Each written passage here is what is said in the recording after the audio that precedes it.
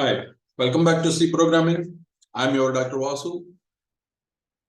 ఈ వీడియోలో మనం ఫంక్షన్స్ గురించి చూడబోతున్నాం. ఈ సి ప్రోగ్రామింగ్ తో పాటు ఇంకా వేరే సబ్జెక్ట్స్ గురించి మరింత తెలుసుకోవాలనుకుంటే ఈ ఛానల్ కు సబ్స్క్రైబ్ చేయండి. మీకు ఈ లెక్చర్ నచ్చితే లైక్ బటన్ నొక్కండి. ఫ్యూచర్ లో ఇలాంటి వీడియోలు మరిన్ని చేయడానికి మోటివేషన్ గా ఉంటుంది. ఇప్పుడు ఫంక్షన్స్ అంటే ఏంటో చూద్దాం. ఫంక్షన్స్ లో మనం బేసిక్ గా మనకి తెలియకుండానే ఒక ఫంక్షన్ అనేది ఈ మెయిన్ అనే ఫంక్షన్ ని అది ఒక మ్యాండేటరీ ఫంక్షన్ అంటే కంపల్సరీగా యూజ్ చేయవలసిన ఫంక్షన్ మనం ఆల్రెడీ ప్రోగ్రామ్స్ లో వాడుతూ ఉన్నాం. ఈ ఫంక్షన్ అనేది దేనికి వాడతాం అని అంటే రిపీటెడ్ గా ఆపరేషన్స్ ఏమైనా చేయాలి అన్నప్పుడు ఈ ఫంక్షన్ అనేది వాడతాం. ఎందుకనంటే సపోజ్ మనం ఒక ఎడిషన్ చేయాలి, కొన్ని నంబర్స్ తీసుకొని యాడ్ చేస్తూ వెళ్ళాలి. మన దగ్గర ఒక 10 నంబర్స్ ఉన్నాయి. ఎవ్రీ టైం రెండు నంబర్లు యాడ్ చేసుకుంటూ వెళ్ళాలి.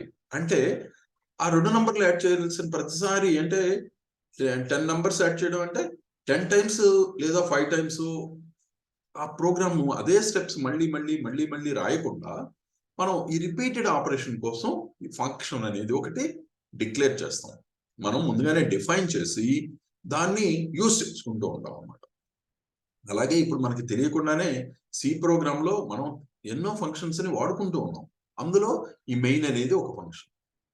సో ఇప్పుడు ఒక పర్టికులర్ టాస్క్ ఒక ఫంక్షన్ అన్నామంటే సపోజ్ ఎడిషన్ ఆఫ్ నంబర్స్ లేదా subtraction of 2 numbers, multiplication of 2 numbers, లేదా అట్లా ఒక పర్టికులర్ ఆపరేషన్ ఏదైనా లేదా ఒక సెట్ ఆఫ్ నంబర్స్ లో బిగ్గర్ వాల్యూ ఏదో కనుక్కోవడం, మినిమం వాల్యూ కనుక్కోవాలి, లేదా క్యాలిక్యులేటింగ్ ఒక మార్క్స్ ఏమైనా ఇస్తే వాటి యావరేజ్ పర్సంటేజ్ కనుక్కోవడానికి, ఇట్లా మనం కొన్ని పర్టికులర్ టాస్క్ ఏదైనా చేయడానికి రిపీటెడ్ ఆపరేషన్స్ కోసం మనం ఈ స్టేట్మెంట్స్ మళ్ళీ రిపీటెడ్ గా రాయకుండా ఉపయోగపడుతుంది. వీటినే సబ్ రొటీన్ అని పిలవచ్చు లేదా ప్రొసీజర్ అని కూడా పిలుస్తారనమాట. సో ఒక ఎగ్జాంపుల్, ఇప్పుడు ఫంక్షన్ అనేది ఏంటి అంటే దానికి ఏం కావాలి? ఫంక్షన్ కి ఒక నేమ్ ఒకటి ఇవ్వాలి. ఫంక్షన్ నేమ్, దాని ఎడిషన్ అనో సబ్ట్రాక్షన్ అనో. ఇక్కడ నేమ్ ఇచ్చేటప్పుడు రిజర్వ్డ్ వర్డ్స్ అంటే సిలో కొన్ని రిజర్వ్డ్ వర్డ్స్ ఉన్నాయి. ఆ వర్డ్స్ తప్ప మనం మిగతా వాటిని వాడుకోవచ్చు. సో ఈ నేమింగ్ అనేది మనం ఈ విధంగా అండర్ స్కోర్ కానీ నంబర్స్ కానీ లెటర్స్ తో ఈ నేమింగ్ ఉంటుంది. దీనికి కొన్ని పారామీటర్స్ కావాలి. ఇప్పుడు సపోజ్ నేను ఎడిషన్ అనే ఫంక్షన్ చేయబోతున్నా. ఒక 2 నంబర్స్ తీసుకొని ఎడిషన్ చేయాలి అన్నప్పుడు దానికి యాడ్ చేయాలంటే 2 నంబర్లు కావాలి. ఆ నంబర్సే ఇక్కడ మనం మెన్షన్ చేయాలి. ఏమేంటి అంటే సపోజ్ XY అనే నంబర్లు తీసుకున్నాం. X A type of number అంటే అది X అనేది ఇంటిజరా లేక డెసిమల్ ప్లేసెస్ ఉన్నాయా, ఫ్లోటా, లేక Y అనేది ఏంటి ఇంటిజరా, అది ఆ 2 numbers A type of integer variables అన్నది ఇక్కడ పారామీటర్స్ లో డిక్లేర్ చేస్తాం. ఓకే, ఇక్కడ చేసిన తర్వాత మనం ఈ ఫంక్షన్ లో 2 వాల్యూస్ తీసుకున్నాం. Z is equal to X plus Y అన్నాం. అంటే Z అనే ఒక వాల్యూ వేరియబుల్ తీసుకున్నాం. ఈ Z అనే వేరియబుల్ కనుక సపోజ్ మనకి ఈ ఫంక్షన్ అంతా అయిపోయిన తర్వాత సపోజ్ 1+2 అనుకోండి, 3 అనే వాల్యూని Z కి అసైన్ అవుతుంది. ఈ Z ఏం చేస్తుంది? ఆ వాల్యూని 3ని మనకి అవుట్పుట్ గా ఇస్తుంది. అలా కనుక ఇచ్చేటప్పుడు అంటే 3 అనేది ఒక ఇంటిజర్ వాల్యూ అయితే ఈ ఫంక్షన్ మొత్తం రిటర్న్ చేసే వాల్యూ అది 3 ఒక ఇంటిజర్ వాల్యూ అయితే ఇక్కడ మనం దాన్ని మెన్షన్ చేయాలి. ఏ టైప్ ఆఫ్ వేరియబుల్ ని మనం రిటర్న్ చేయబోతున్నాం, ఆ వాల్యూ ఏ టైప్ ఆఫ్ వేరియబుల్. ఒకవేళ ఇంటిజర్ అయితే ఇంటిజరు, ఫ్లోట్ అయితే ఫ్లోట్, క్యారెక్టర్ అయితే క్యారెక్టర్ ఇక్కడ రిటర్న్ చెప్పాలి. ఇక్కడ స్టేట్మెంట్స్ మనం లోపల ఈ ఫంక్షన్ ఏం చేస్తుంది అన్నది ఇక్కడ మెన్షన్ చేస్తాం. కొన్ని ఒక సెట్ ఆఫ్ ఇన్స్ట్రక్షన్స్ ని ఇక్కడ ఇవ్వడం జరుగుతుంది. సో ఎగ్జాంపుల్ తీసుకుంటే ఫ్యాక్ట్, సపోజ్ ఒక నంబర్ యొక్క ఫ్యాక్టోరియల్ కనుక్కోవాలి మనం. దానికి ఫ్యాక్ట్ అనే ఒక నేమ్ పెట్టాం. దానికి ఒక ఫ్యాక్టోరియల్ కనుక్కోవాలంటే ఒక నంబర్ ఉంటే చాలు. కాబట్టి ఒక ఇంటిజర్ వాల్యూని డిక్లేర్ చేస్తున్నాం. ఏ అనే ఒక ఇంటిజర్ ఒకటి ఉంటే చాలు, నేను ఫ్యాక్టోరియల్ కనుక్కోవచ్చు. అయిపోయిన తర్వాత ఈ ఫ్యాక్టోరియల్ అనేది ఏం చేస్తుంది? ఒక వాల్యూని రిటర్న్ చేస్తుంది. సపోజ్ 5 అన్నాం, 5 ఫ్యాక్టోరియల్ ని క్యాలిక్యులేట్ చేసి ఆ వాల్యూ ఏదైతే ఉందో అది రిటర్న్ చేస్తుంది.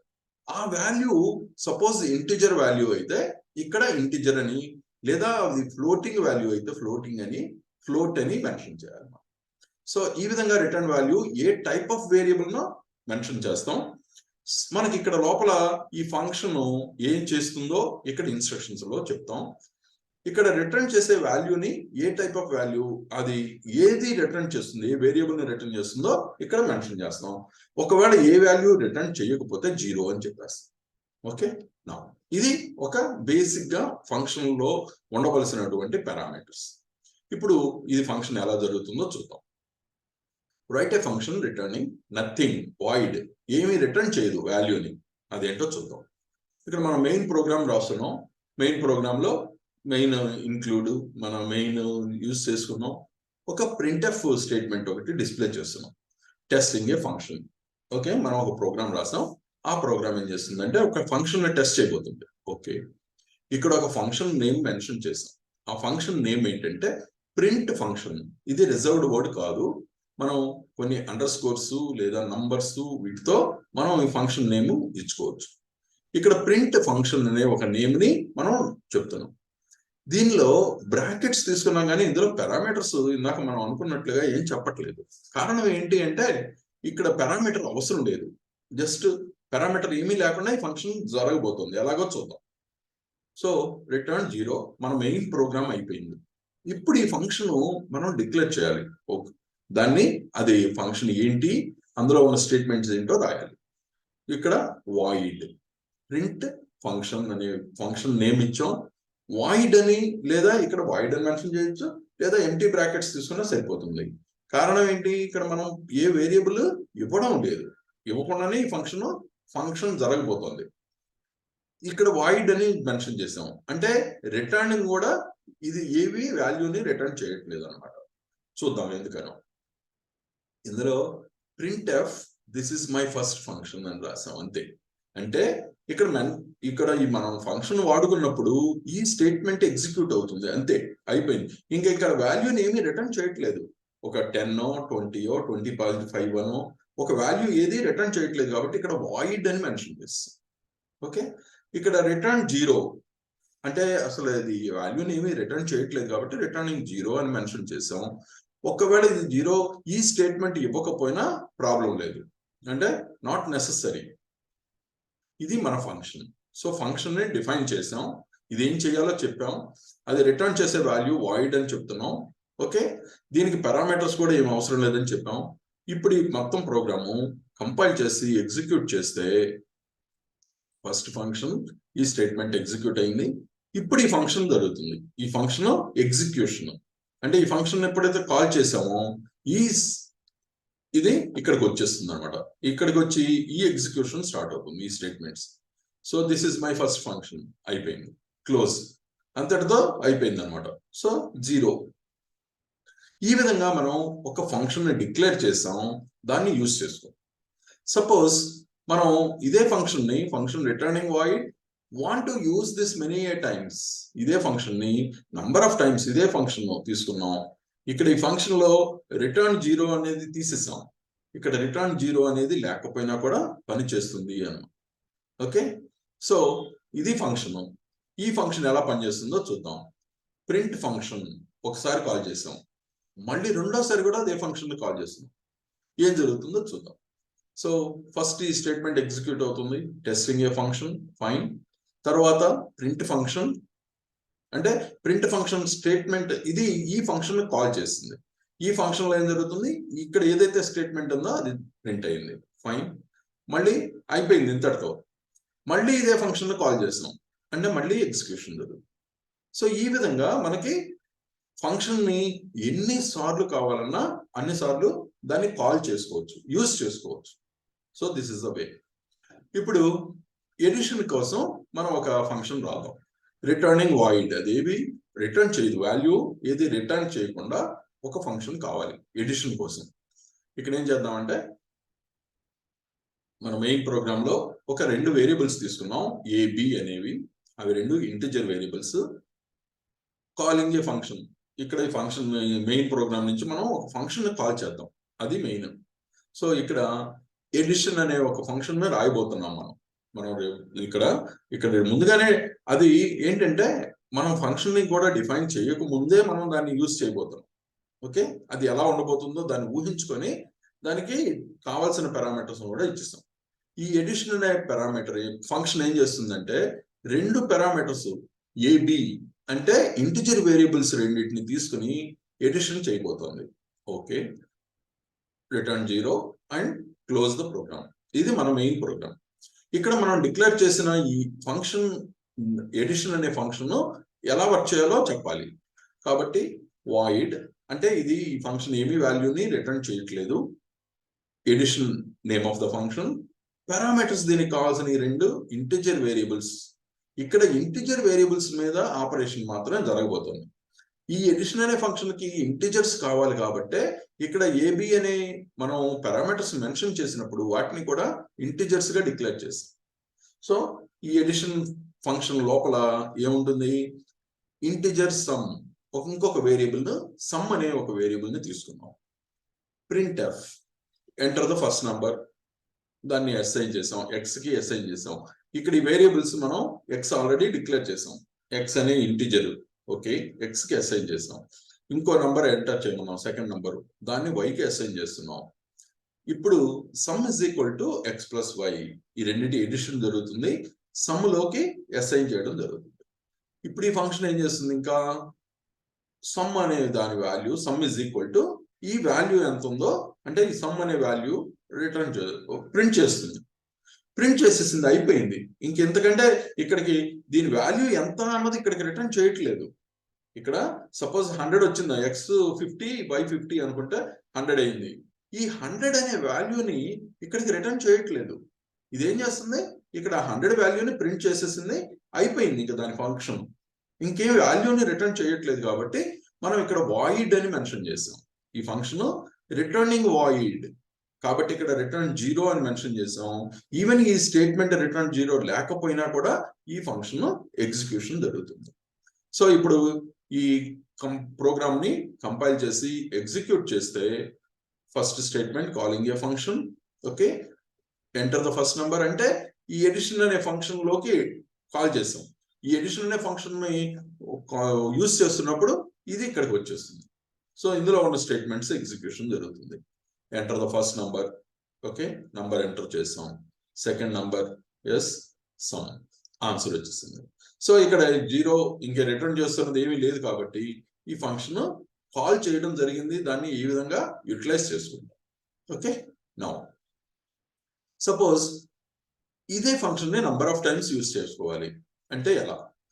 ఇక్కడ మనం ఏబి అనే రెండు వేరియబుల్స్ ని డిక్లేర్ చేస్తాం ఇంటిజర్స్ గా. అదే ఏబి వాల్యూస్ ని ఎడిషన్ అనే ఫంక్షన్ లో యూజ్ చేస్తున్నాం.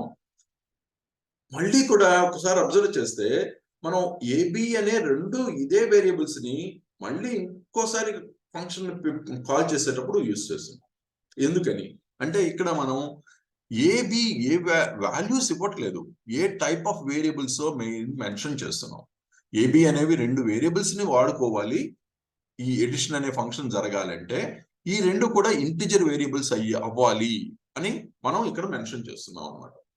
సో ఈ విధంగా ఇక్కడ ఎడిషన్ ఫంక్షన్ లో ఇంటిజర్ వేరియబుల్స్ ఉండాలి. రెండు ఇంటిజర్ వేరియబుల్స్ లేకుండా సపోజ్ ఎడిషన్ ఏ అని మెన్షన్ చేస్తే ఈ ఫంక్షన్ అవ్వదు.